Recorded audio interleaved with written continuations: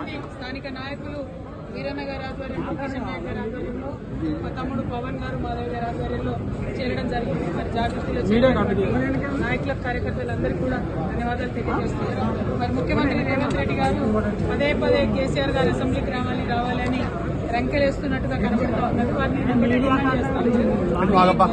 నిజంగా కూడా వాదన చేయాలనుకుంటే, మీకు నిజంగా కూడా చర్చ చేయాలనుకుంటే మీ పోలీస్ కమాండ్ కంట్రోల్ రూమ్కి మేము మహిళలు అందరం కూడా వస్తాం. మీరు చర్చ పెట్టండి. ఎందుకు 2,500 రూపాయలు నెలలకు మహిళలకు ఇస్తానని ఇవ్వడం లేదు, ఎందుకు తులం బంగారం ఇస్తలేరో, ఎందుకు 2,000 నుంచి 4,000 చేస్తా అన్న పెన్షన్లు పెంచడం లేదో తప్పకుండా చర్చిద్దాం.